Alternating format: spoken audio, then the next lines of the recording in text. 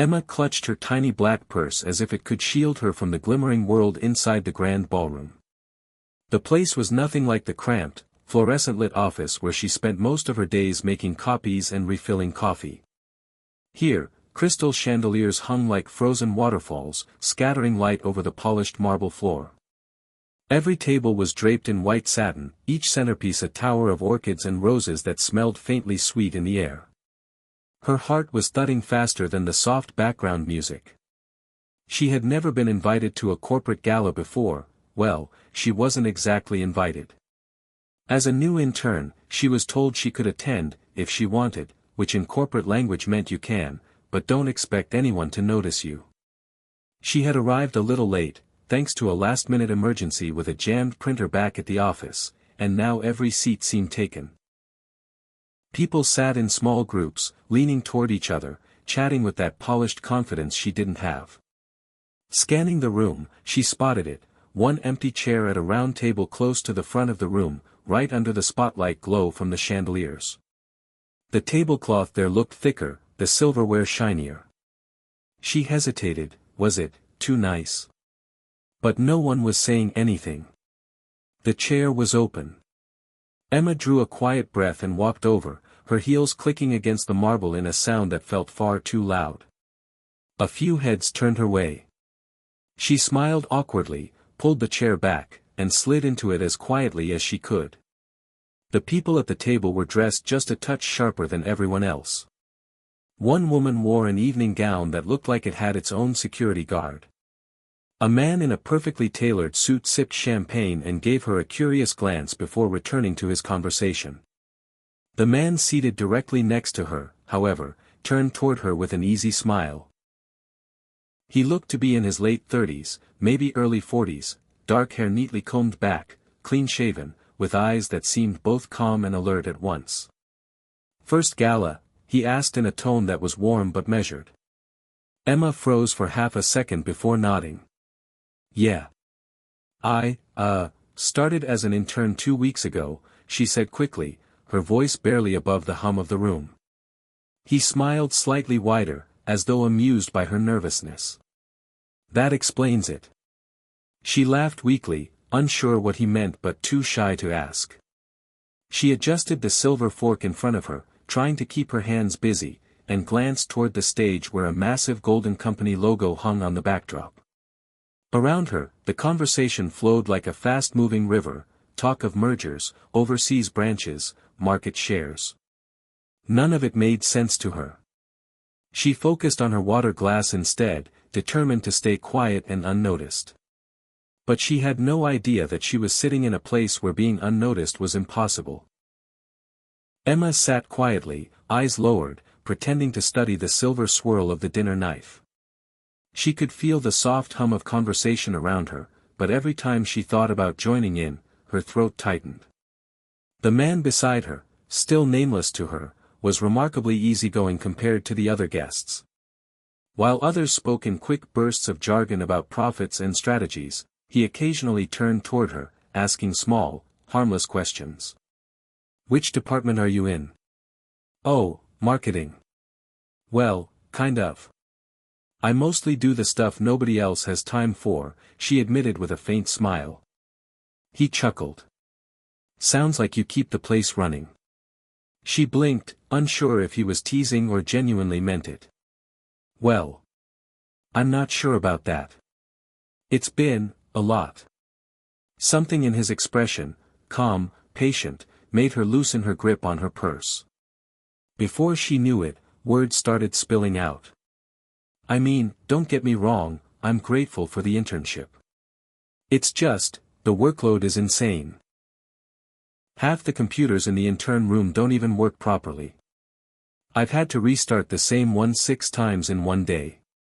She laughed softly, shaking her head. "And the coffee machine? It's been broken for 2 months. 2 months." The man listened with an amused glint in his eye, leaning slightly toward her so he could hear her over the background chatter. "I don't think the higher-ups even know half of what we go through," she continued. "I mean, they're all up in those top-floor offices. They probably don't even know we exist unless they need something printed. His eyebrows lifted just slightly. You think so? Oh, I know so, she said with more confidence than she realized she had. Everyone talks about the CEO like he's this big mystery, some genius who's never around. I don't think I've ever even seen him in person. She smiled faintly, lowering her voice.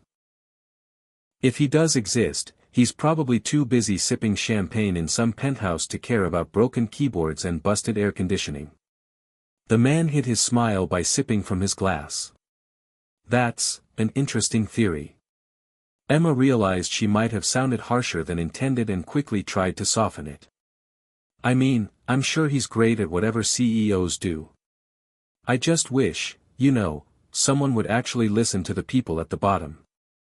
For a moment, he simply studied her, and she felt her face grow warm. Then he nodded slowly, almost as if he were committing her words to memory. Around them, the dinner carried on. Waiters glided between tables with trays of hors d'oeuvres, the clink of glassware punctuating conversations. Emma, oblivious to the weight of the man's attention, thought she had simply found a kind ear to vent to. She had no idea her casual complaints were being heard by the very man she was describing. By the time the main course arrived, Emma was starting to relax. The table had loosened up, laughter weaving between clinking glasses. She'd even managed to tell a few small jokes, nothing earth-shattering, but enough to make the man beside her chuckle more than once. She didn't notice at first, but people had begun glancing toward her table more often than seemed normal. A waiter nearly tripped over himself delivering a dish, his eyes darting between her and the man next to her. Across the room, a pair of junior associates from her department whispered behind their hands, then quickly looked away when she met their gaze. Emma frowned. Was there something on her face? Had she spilled food on her dress? She subtly checked her lap, clean. Her friend Mia, seated near the back, caught her eye. Mia was waving both hands in a strange, almost frantic motion, mouthing something Emma couldn't quite catch. Leave. Lean. Look. Emma shook her head slightly, confused, and Mia gave her a wide-eyed, exaggerated point toward the man next to her. Emma blinked and glanced sideways. The man was calmly cutting his steak, completely unfazed by the attention they were getting. People came by every so often, shaking his hand, offering polite nods, saying, "Good evening, sir," with a tone that was oddly formal compared to the casual banter at other tables. It was subtle, but Emma noticed something strange. No one else at their table really interrupted him. Conversations paused when he spoke. When he laughed, others joined in immediately. She tilted her head slightly, studying him. His suit was impeccable, not just expensive, but tailored in that way that looked like it belonged to someone used to having things done exactly right. His watch caught the light, sleek and understated, the kind of accessory that didn't shout for attention but whispered money all the same. Emma's mind started piecing things together. Whoever he wasn't just another mid-level manager. People didn't treat managers like royalty. Her thoughts were interrupted by the arrival of a senior manager from finance, a man Emma had only seen from a distance. He leaned toward the man beside her with a respectful bow of his head. "Mr. Blake," the manager said, "we're ready for your speech whenever you are." Emma's fork froze halfway to her mouth. Mr. Blake. Her brain scrambled through memory like rifling through an untidy filing cabinet. Blake. Daniel Blake. That was the name on the sleek brass plaque outside the top-floor office she had never dared approach. The CEO. The mystery man. The one she had just spent 15 minutes casually roasting. Her pulse spiked. Heat rushed to her face so fast she felt dizzy. She turned her head slowly toward him, almost afraid he'd confirm it. He met her gaze with a calm, unreadable smile, one that said he'd known all along exactly who he was and exactly what she had been saying. "Oh," she whispered under her breath, her voice barely audible over the low murmur of the room. He didn't look offended. If anything, there was the faintest trace of amusement in his eyes, like a teacher watching a student finally solve a puzzle. Around them, guests began to stand as Daniel Blake rose from his seat, buttoning his suit jacket with a smooth motion. A few of the women at the table glanced at Emma, their polite smiles revealing just enough curiosity to make her wish she could sink through the floor. She forced herself to sit still, but inside her mind was a storm. I just complained to the CEO. I just told the CEO he probably didn't care. Oh my God. As he stepped toward the stage, she caught one last look from him, a subtle, knowing glance over his shoulder, before he disappeared into the spotlight. The soft clink of silverware quieted as Daniel Blake stepped onto the stage. The lights from the crystal chandeliers caught the sharp lines of his suit, making him look every bit the untouchable executive Emma had imagined, only now, she knew exactly how touchable she'd just been. Her palms were damp against her napkin, and she wished she could melt into the velvet chair. The MC introduced him with the kind of reverence usually reserved for royalty, our visionary leader, the man behind our company's success. Emma barely heard the rest. All she could focus on was the pounding of her heart in her ears. Daniel approached the podium with easy confidence, resting his hands lightly on either side. Thank you, he began, his voice deep and calm, carrying easily across the room without a microphone. I've been CEO of this company for a long time now, he continued. Long enough to know that numbers on a spreadsheet don't tell the whole story. Profits are important, yes. But they don't mean much if we're forgetting the people who make those profits possible. Emma shifted in her seat. That didn't sound like the usual sterile corporate speech she'd expected. In the past few weeks, Daniel said, I've been reminded, quite directly, of the realities faced by some of our staff. Not the executives, not the board members. I'm talking about the people who work in the quieter corners of our company. The ones who fix problems before anyone else even notices they exist. The ones who often go unseen. Emma's stomach twisted. Oh no. Daniel's gaze swept over the audience, and for the briefest moment, she was sure it landed on her. I heard about equipment that doesn't work. About broken coffee machines that go unfixed for months. About air conditioning that makes summer feel like winter. And I heard something even more important, that when these problems happen, too often, the voices of the people dealing with them aren't heard. Emma could feel the heat rising up her neck. That's me. That's literally me. But here's the thing, Daniel continued, his voice warm but firm. The truth matters. Even if it's uncomfortable to hear. Especially if it's uncomfortable to hear. Because if we want to be a great company, we can't just listen to the voices in the boardroom. We have to listen to the voices in the break room. The mailroom. The intern room. The room was utterly silent now, the weight of his words hanging like a held breath. Emma stared down at her lap, her chest tightening with a strange mix of dread and something else. Something like pride. That's why, starting immediately, Daniel said, I'm implementing a system for staff at all levels to directly submit concerns and ideas to me, and yes, I'll read every single one. I'm also setting aside budget to upgrade workspaces that need it, starting from the bottom up. No more broken coffee machines. A few chuckles rippled through the audience, but the applause began almost instantly afterward. Emma's hands itched to clap, but she felt frozen, caught between wanting to shrink away and wanting to stand up and say, that was me. I said that. Daniel smiled faintly at the room. Sometimes it takes one voice to point out what everyone else has been quietly tolerating. So, to that person, thank you. You've done more for this company than you realize. Emma's breath caught. The applause swelled again, this time louder, warmer, and she found herself slowly joining in, though her cheeks burned. As he stepped down from the stage, the energy in the room had shifted.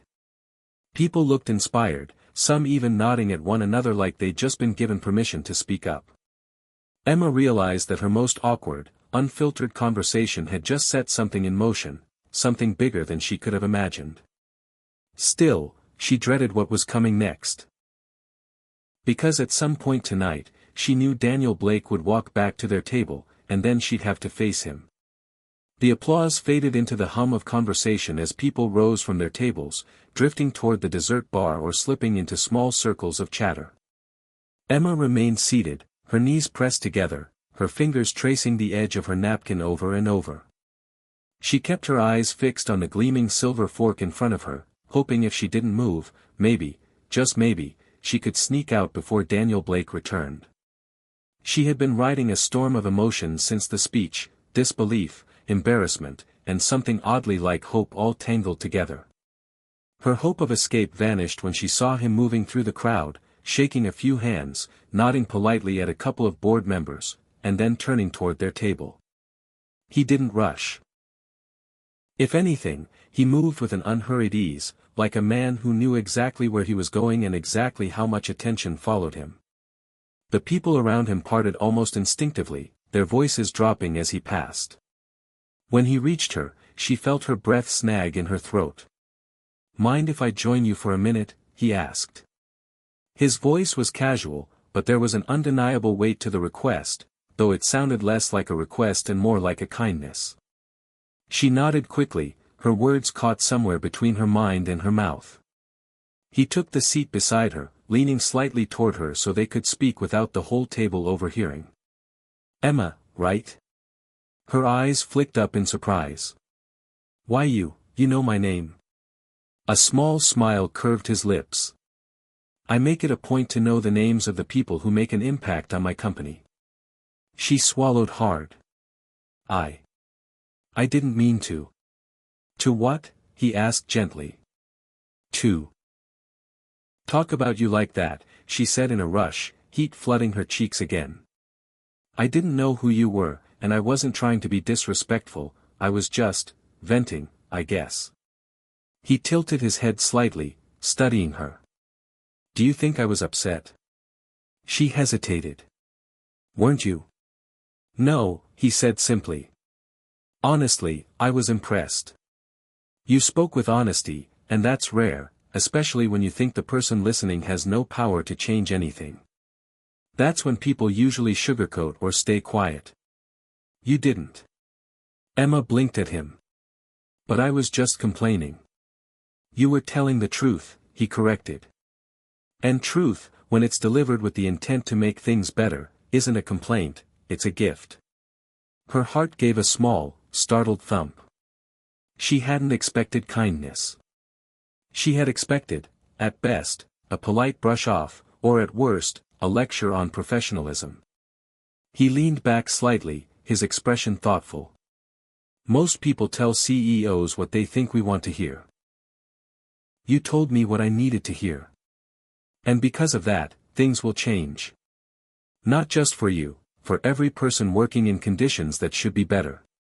Emma stared at him, the weight of his words sinking in. She had always believed her voice was too small to matter. Now, here he was, telling her it had already made a difference. She shook her head slightly, still trying to process. "I didn't think anyone would actually listen." "Emma," he said with quiet conviction, "people will listen if you speak with courage. The problem is, too many people convince themselves their courage doesn't matter. But you proved it does." She swallowed, her chest tightening, not with fear this time, but with something warmer, steadier. Daniel reached into his jacket pocket and pulled out a simple white business card. He placed it in front of her, the crisp lettering unmistakable, Daniel Blake, Chief Executive Officer.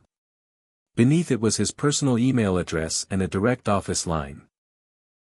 "If you ever have ideas, concerns, or even just observations you think I should hear, send them to me," he said. "And not just as an intern.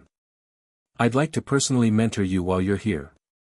You have a perspective this company needs." Her eyes widened. "Mentor, me?" He smiled. "You've already proven you can see what others overlook. That's the kind of vision that leads to leadership. I think you have it." For a moment, she couldn't speak. She could only nod, clutching the card like it was both a lifeline and a doorway to somewhere she'd never thought she could go. "Thank you," she finally whispered. "Don't thank me," he said, rising to his feet. "Just keep speaking up. That's all I ask. As he moved away to greet another group, Emma sat frozen for a few moments, the din of the gala fading around her. Her first thought was that she had just survived the most embarrassing moment of her career. Her second was that maybe, just maybe, it wasn't embarrassment at all. Maybe it was the beginning of something. When she left the ballroom that night, she didn't slip quietly out the side door. She walked straight through the grand entrance, shoulders back, the CEO's card warm in her hand. For the first time, she realized she wasn't just in the company. She had a voice in it. And she was going to use it.